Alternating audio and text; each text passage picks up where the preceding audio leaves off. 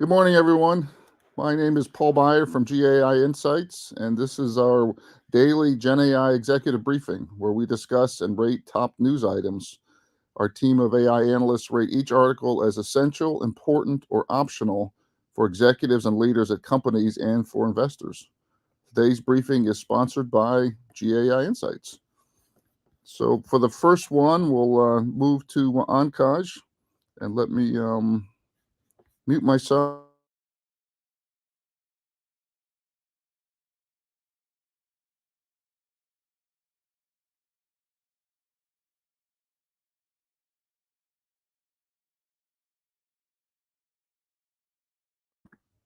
Ankaj, can you hear us?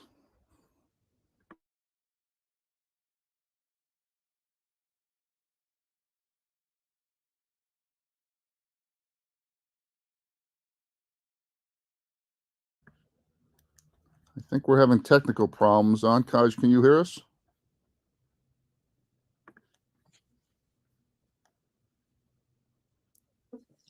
Ankaj, can you hear us?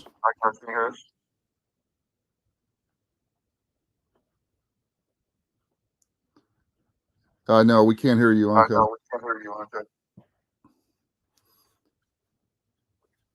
All right, so let's go to Plan B, and I'll Mute him again, please, Paul. yeah, we'll go to Plan B, and let me the first news story. Make sure I'm sharing.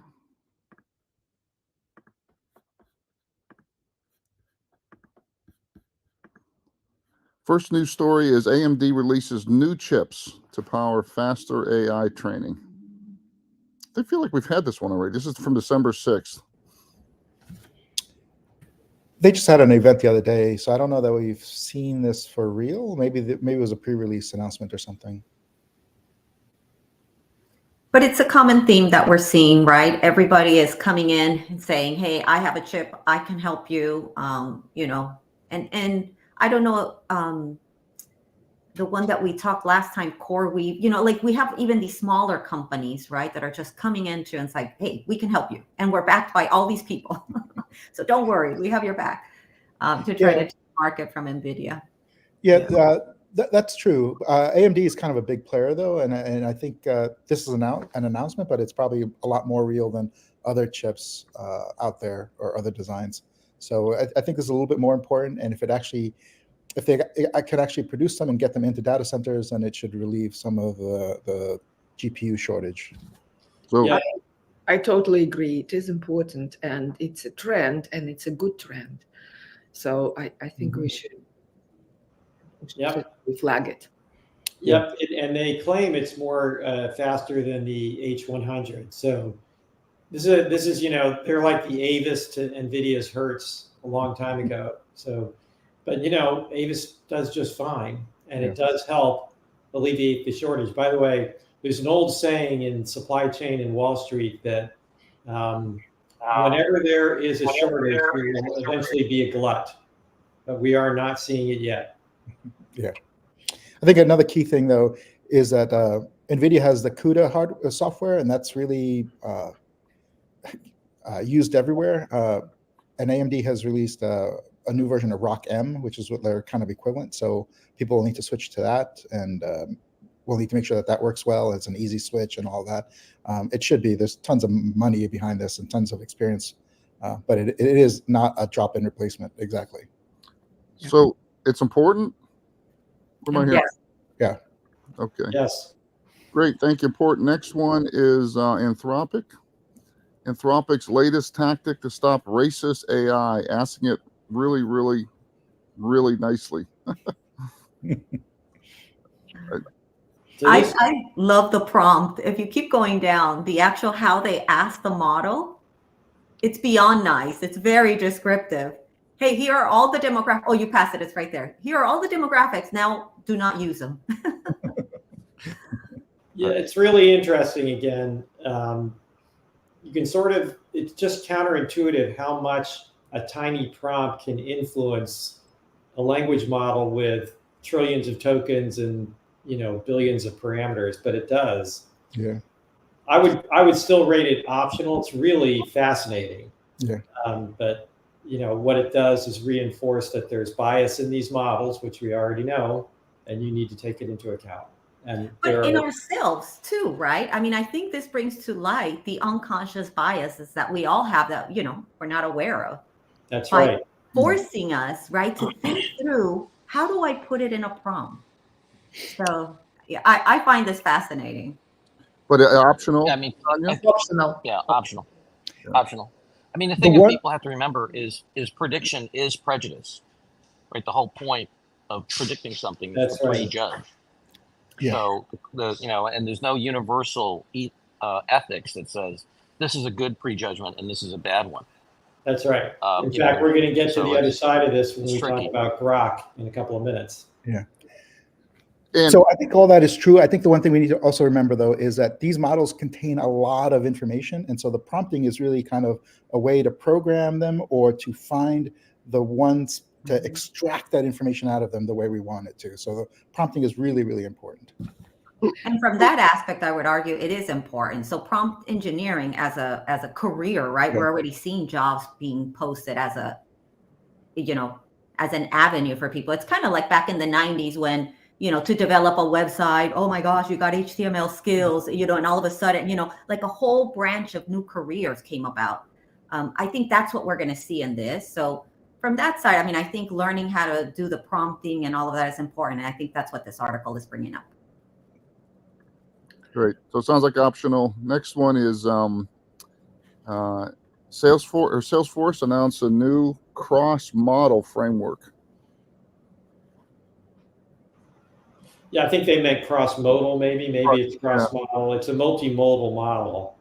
It's interesting. It's, again, a developer's model. Looks like it's a GitHub repository. It's not an OpenAI kind of thing, but Salesforce has a lot of money, and they've had quite advanced models for a long time. They've had really good machine vision for a long time. So they're not to be toyed with in that sense.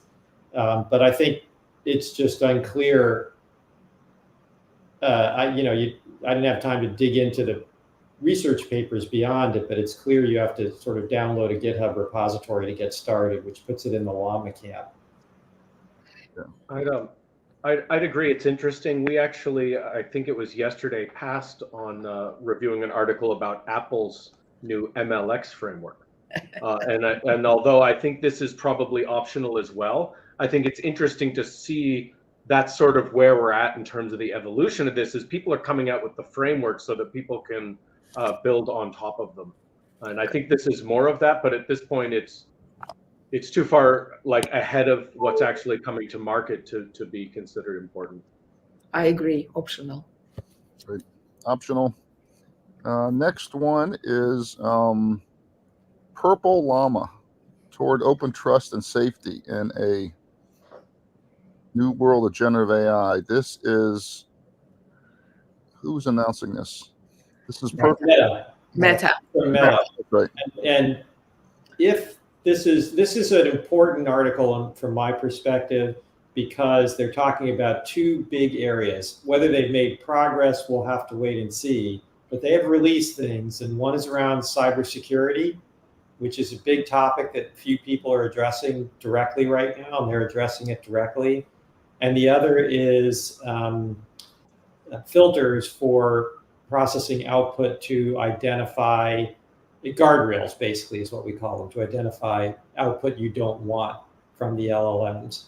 And if they've made real progress on either of those, it would be essential. But these are claims right now, but they are released, and so people will get to try them. Yeah, Tim, I also was thinking either important or maybe essential, because there's a lot of scare about these specific areas in the groups that are trying to implement it. They don't necessarily know how to combat it. And when there are tools specifically focused on those areas, and there's an organization, AI consortium, right, or whatever it's called, that is focused on working on these tools, right, or developing standards, that's really good news. So over time, it will get done. So for me, this is essential for the whole industry. I think from a marketing perspective, the timing of this is also great, right? Because we're just getting off the whole, ooh, OpenAI had a secret and they're not telling us, like what did they discover? And then here comes Meta with, hey, security and safety is top of mind for us. And here are some tools out there to help you. So I think the timing of it is also. But responsible AI has been being pushed for the last year. I mean, that was the whole $1 billion from PwC who's under responsible AI. I mean, Tim and Luda and others, what's all under that from your umbrella? Is it safety and Well, I think responsible yeah. AI has mostly been marketing up to now, Yeah. in my opinion. It's been trying to draft principles, but as John said earlier, it's not even clear what the definition is. And until you get a clear definition, you can't do much about it. So I think it's mostly been marketing hype up to now, and people have successful commercial products. They're pushing to get them out there very aggressively. They're not so worried about the responsibility part, other than to say, oh yes, we're very concerned about it. Anthropic markets out aggressively, so they're a little different. But again, I haven't seen many tools. This is the first set of real tools I've seen. Yeah, I mean, for me, I would put this in optional just because it's so early. But I mean, if we look at other areas where there isn't a clear definition, like you look in financial statement reporting or, diligence, right? Historically, what happens is that you have a set of principles, then there's an evolving set of standards that's reasonable practice, and then that's all adjudicated in the courts. Right? Because we're not going to come to universal ethics as to what's good and bad, in my opinion, in an AI, but we will get to what's reasonable practice, and then it'll get fought out. And so I think this is on the way to that reasonable practice in terms of how it's. But I wonder, John, if this doesn't start falling into the whole sustainability thing. Everybody wants to be sustainable. Everyone claims to be sustainable, but in reality, it's a marketing term in general, and there's no few real standards other than measuring scope 1, scope 2, and they're do benchmarks against it. I hear you, but I just think that this is a much more fertile area for tort lawyers. Hey, this made up something about me or my family or my business, and I'm going to sue you for it. So, and I think that it's going to be the battle of the balance sheets as to who's going to sue whom over the stuff, and I think it'll get adjudicated and settled by the big guys. Right, which really good. So it's liability. I use AI in a way that minimizes liability. That feels really rich. Do you think there's also going to be liability risk for? I guess you could use the same thing for safety or for security, maybe also for bias. Yeah, sure. And absolutely. I think what people do is they'll use robots to say, look, we interrogated your robot with our robot, and it disgorged this private information. It made these claims about us, our product, and so forth. You didn't check it enough before you shipped it. Therefore, you're liable, and they'll begin to start to set the standard. But you're gonna have to have a big pocketbook to go after that stuff. Right, or you're a financial institution. You've shown consistent bias against a particular group in lending money or other kinds of issues. And what's different now? Because I assume the assumption is that calling Fidelity's call center today is not 100% non-biased, but it's harder for lawyers to measure. No, I just think it's an innovation area. Tort law, is very innovative, right? And you also have financing in tort law. So you have people putting down millions of dollars to go after cases. We do probability estimates and look at the economic return. Yeah. There's a bunch of investment bankers that I know who are out basically backing lawsuits, right? So I just think that these tools are going to take the creative lawyers, and it's a new space. And the wonderful thing underneath it is that people expect machines to be deterministic, even though those of us who've worked with them many years know that's only rarely the case. But in a court of law, you can say, hey, look, this is a robot. It's supposed to know what it's doing. It shouldn't be wrong. And so I think I don't think societally or legally we have that defined yet. So John, you'd predict a lot more lawsuits in the next 3 to 5 years. Yeah, if I were a tort lawyer worried about that my core business is going away because I'm getting automated, I would go start suing with the daylights at everybody. Yeah. It's kind of like the Hollywood writers, right? That went on strike. In the sense that they see AI disrupting their livelihood. But back to the article. I mean, I'm with Tim. I think, Tim, you were saying important. I think because several things, right? I think this is the first, there's like a tangible tool that now we as end users, we can explore, learn more from a cybersecurity. And then I also think who's in that AI alliance. It's kind of interesting. It's all the big players, but I don't see OpenAI listed there. So again, this idea that, hey, we're, this whole group over here, we're thinking safety, we're thinking, all of this first. OpenAI, what are you thinking? I don't know. I kind of see like a soap opera developing. Okay, so it sounds like important. Next, we'll go to the next one is Pimento turns creative briefs into visual mood boards using generative AI. This is from a new French startup. And let me display this. Is this optional? Does anyone think this is anything other than optional? Optional to me. Interesting and fascinating, but optional. Again, another indication they're going to use Mistral eventually. They said so in the press release. But so this is another indicator of the geopolitics of this stuff. But really, this is just a financing thing for a tiny company.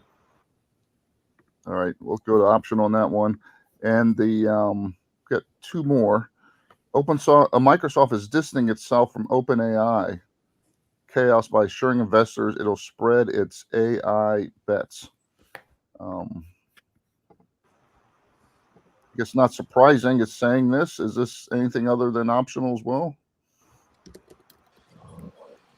No. Optional to me. Do it. I mean, what would you expect, particularly after the recent events?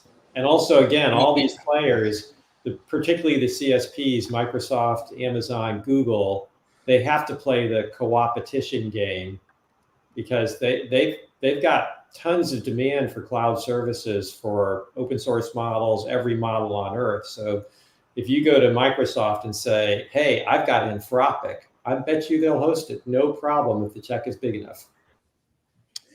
A possibly related story, which we don't have here, is I heard that in the UK, their antitrust regulators are looking into whether Microsoft controls OpenAI and if that's an issue.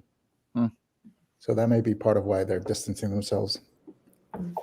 Does anybody know when the earnings call coming up by Microsoft by chance is? Be interesting to see how much. Well, they just had one recently, so it'll be the next quarter until they do another earnings call. All right, so this one's optional, and I think we've got one more. Is X begins rolling out Grok. This is the new Twitter, formerly Twitter. So this is an announcement of a new model. I think we've reviewed this before, and we rated it non-optional just because of the clout of X and Elon Musk. I think in the prior article, I was going to say in the prior article, it talked about this being a very spicy LLM. So I don't know what that means, but it sounds a little, I don't know that it would be used for the enterprise as much as the other ones that we've talked about. Yeah, I would argue for essential because we've had a very kind of bureaucratic tone to these models, and I think this is just the beginning of the personalities of these models, and that's going to have a huge effect on discourse and brands. I mean, like I would like to know what Grok has to say. Like if I'm Iger, I'd like to know what Grok has to say about Disney. Because Musk is attacking me, is Grok attacking me? Right. So anyway, I'd say it's essential. John, that's interesting. So do you see personality flying at the model level or at the prompt level? I think the substrate of personality will be in the model, and then how you draw out those personalities and the variance in those will have to do with the prompts. Now, Facebook's also pushing personality or celebrity-based chatbots. Well, to me, celebrity is taking an iconic concept, Jimmy Stewart, and putting it up against the model. Personality and tone, for example, is it a civil tone or a non-civil tone? do you allow in the guardrails for aggressive attacking language or not? Are you combative? Does the model come back and give a counterpoint? These are all guardrail questions and training questions. Right. And the platform that allows those type of interactions can grow to be spicy, right? Could grow to be combative, can grow to be, while another platform where those type of things are not allowed can be more civil. That's So interesting. I agree. Yeah, I mean, I think thinking of it as personalities is a good point. Yeah, look, Facebook and TikTok have proven that the deeper you go in the brainstem, the more dwell time you get. Put another way, the more emotional, ridiculous, outrageous, the more attention and the more dwell time. Yeah. So I worry about Grok basically taking us down that path the way Facebook did. It's really But- interesting. It will, I think. Absolutely. I think that enterprises are quickly going to reject it because it's going to be way too easy for it to spit out, unbelievable venom. It already can very, very easily. And so it's going to be hard for enterprises to figure out how to make use of this. It does have all of Twitter at its disposal in real time, and that's going to make it spicier, if anything. So I think there'll be a big market for it, but it will not be an enterprise market. But that's interesting. Yeah, is- but Go ahead. enterprises need to know about it, because what this thing might turn into is a flash mob for any knucklehead that wants to claim anything. That's right. Because you got to remember that these things aren't one personality; they're a flash mob.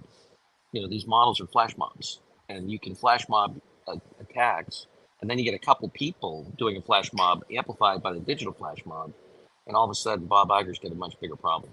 Yeah. That's right. In fact, they specifically talk about the fact that you can easily prompt it to generate an attack against an X post or anything else you want. So yes. And it's really interesting, Tim and John, how we've been doing so much of using large language models as utilities, as tools for efficiency and productivity. And this whole conversation here is large language models as a South Park personality, as an aggressive. And John, you were weaponizing, suggesting it's weaponizing. It's taking all the hatred and attacks that are on message boards right now, moving it up to proactive personality-based large language models, which is very right. And what's it getting? What's it trained on? It's trained on Twitter, for crying out loud. Yeah. Give me a break.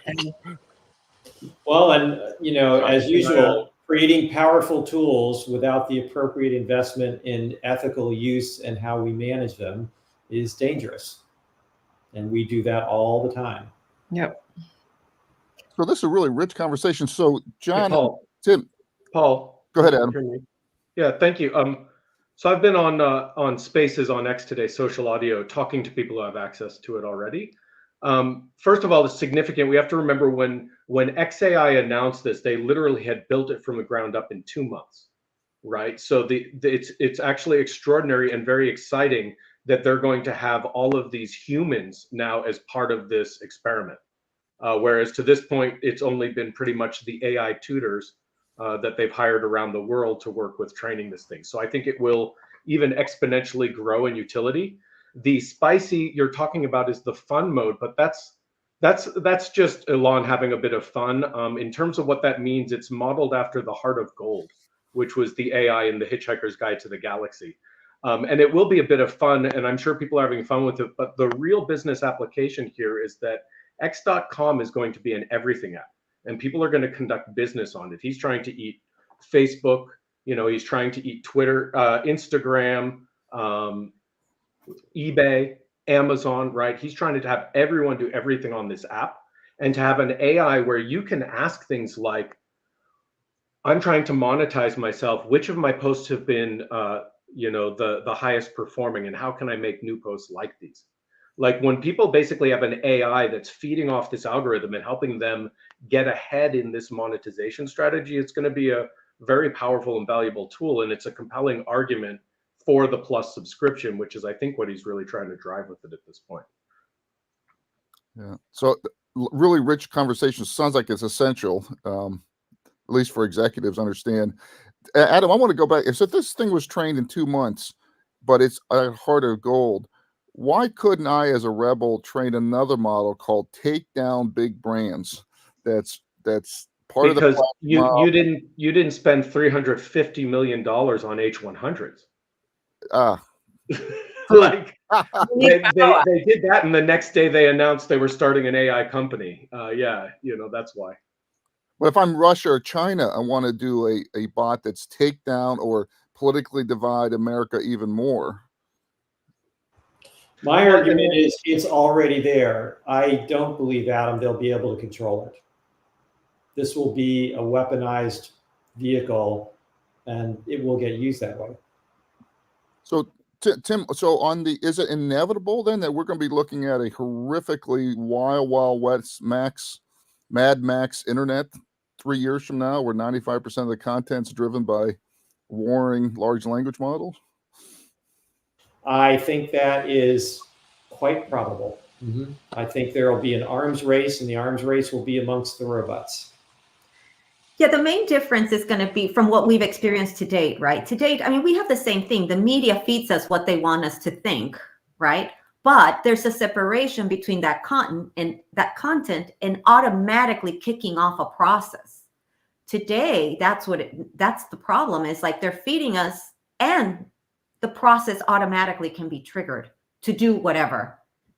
So that's what's very different and scary this time around. But I think there's a lot more understood by the robots than by the humans reading them about how they're being manipulated. We don't have any investment in education about how to interpret these things. And so they push all the buttons that humans universally have pretty much, and it works.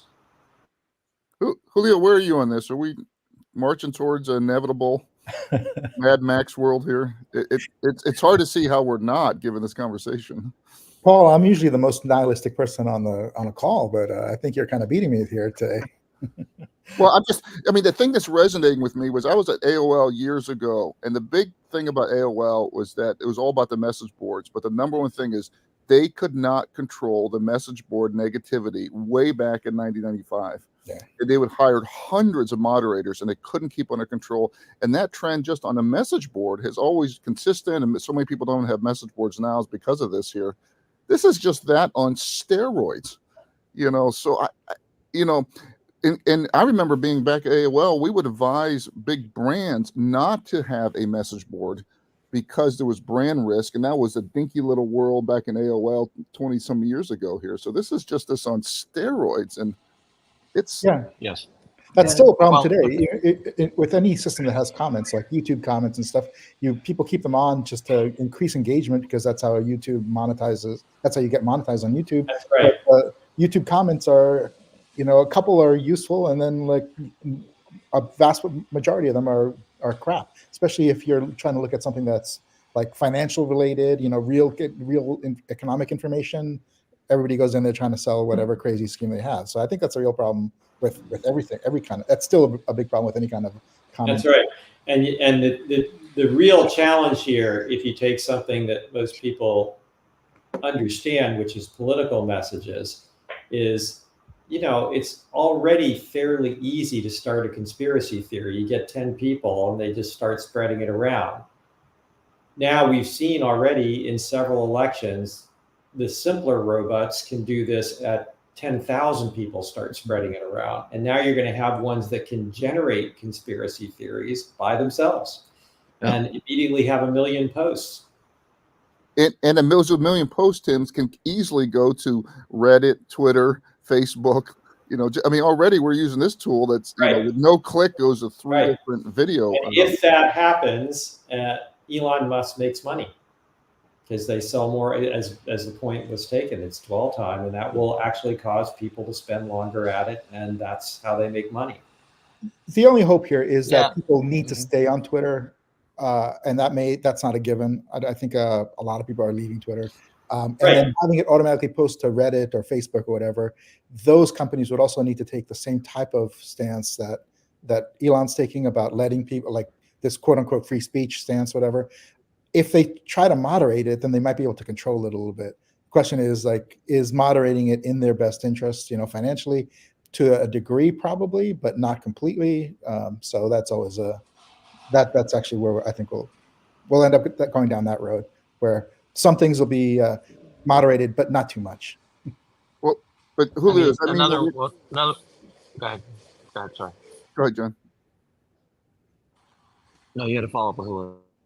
Yeah, no, Julio, so does this mean we're going to move towards a world where we're actually, like, because the internet's inevitably almost going to be like that, we're going to have to find worlds that are safe harbors, the more moderated metaverse-ish equivalent at Facebook or YouTube, because nobody could go to the open internet to get anything real anymore. You need to go to a trusted brand ecosystem, a trusted brand safe harbor, an AOL equivalent, because the internet's too crazy.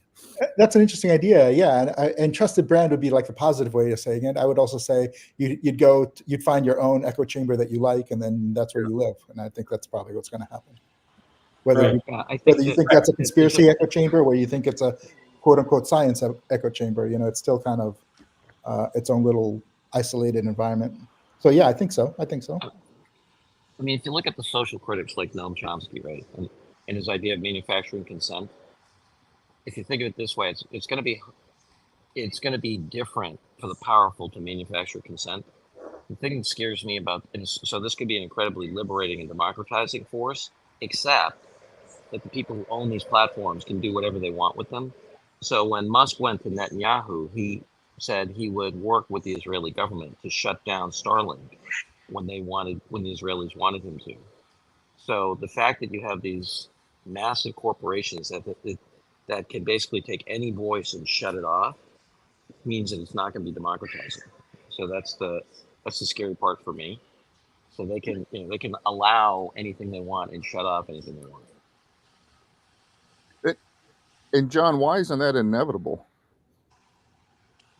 Oh, because well, there's a bunch of things like when Yanis Varoufakis was at Google, who's the communist minister from Greece, he said, "I want to applaud you folks on creating an essential facility. I can't live without Google." And he said, of course, anything that's essential to human beings like water or power needs to be nationalized. Okay. Right. So there's a question of whether governments will step in, but the corporations are so powerful, they're like governments. I think that's what John's saying to a certain extent. You have control over those kinds of resources. You have real power. And maybe people will revolt against that. We'll have to see. Well, but that's the point that people will just go to their echo chambers. That's the easy button for most humans, is you go to places where they say what you like. Right, and I think that's I miss my negativeness in my coffee. So that world is a mad world where we're already digital serfs, and we're going to be allowed to go in the digital serf echo chambers we want, and as long as we stay within the controls of the big six, we'll be fine. And eventually Adam will all step into the pod in our Matrix movie and be happier there than we would outside the pod. Anyway, we're way over. Look, I'm an optimist by nature. I'm optimistic by heart as well. It's when you look at the likely scenario, it's sometimes tough, but it doesn't have to work out that way. I wrote a whole book on this, right? You can invent the future. Right. The future isn't laid out for us, but if you want to be realistic, you have to recognize what's going on. And there must but if we do something about if we go back. And John's comments get out of the philosophical and go back to our client. Yeah. They need to be ready for a world where this may happen. Where they're going to get more attacked, and they're going to be less in control of their communications environment and their brand. Right. So they need to start thinking about brand reputation, brand protection, which has been an issue already. And so it's really a matter of a different kind of scale and capability. But it's a known problem already, right?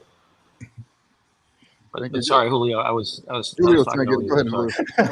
I was going to say, John may think he's an optimist with that scenario, but I don't know that having essential services nationalized is all that much better. So I'm a pessimist in that way, because I don't think that's a better solution either. So Yeah, That's a good thing. I'm not recommending it. Oh, I'm not. I'm all I'm for not it. arguing for nationalization either. Glenn, I don't see the No. optimism in there, but in that Right, argument. but I think am for antitrust. I am for antitrust. Right. I think we're better off that they broke up Rockefeller and they broke up AT&T and so forth. Right. There's, I think they should break a these place things for up. government to be and to act, but I don't believe it should be running large commercial entities. So that's a great. So all the AI is going to take over the world. Has there actually been arguments for strengthening antitrust movements other than just the sky's falling, Chicken Little? I haven't Well, seen. Europe's trying to do it, but they don't have any counterpunch. Yeah. They haven't got any ability to do it. I don't see. There's no John Sherman. There's no Teddy Roosevelt. There's no Right. progressive. The progressive movement of today. I mean, if you read what FDR said, he's saying a lot of the same things Trump did, except he also, instead of going after the media, he's going after the bankers and the monopolists. And Right. so, And Teddy Roosevelt was a Republican, wasn't he? He was. Yep. Yeah. Anyway. All right. Well, wonderful discussion. So we're rating this one as essential because of this rich conversation, and we'll continue to hone our technical capabilities. I'll work with Ankaj, and maybe he and I will log in 10 minutes early, just make sure we've got the tech working before we start the show. Thanks, everyone, and have a good evening. Have a good day and a good evening. Bye-bye.